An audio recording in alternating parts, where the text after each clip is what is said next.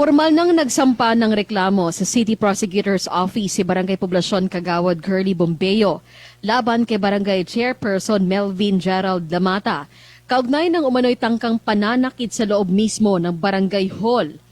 Kasama ng Kagawad ang kanyang asawa na si dating Vice Mayor Jibjib Bombeyo nang ihain ng mga kasong attempted homicide at paglabag sa Republic Act 11313 o Safe Spaces Act na tumutukoy sa gender-based sexual harassment.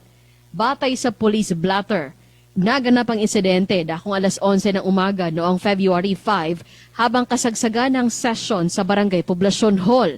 Sa gitna ng mainit na pagtatalo, itinaas umano ni Kapitan ng Session Gavel ng 2 beses at tinangkang ihampas ito kay Bombeyo.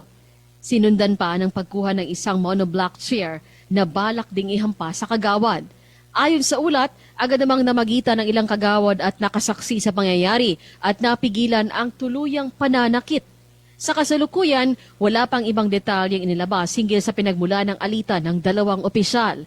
Tumanggi namang bigay ng dagdag na detalye si Kagawad Curly Bombeyo sa media kaugnay sa kasong isinampa nito laban kay Kapitan Melvin Lamata at ipinaubaya sa kanyang abogado ang pagsagot ng mga katanungan ng publiko ukol sa insidente. Sinisika pa ng Radyo Bida na makuha ang panig ni Kapitan Lamata upang marinig ang kanyang depensa kaugnay sa mga aligasyon.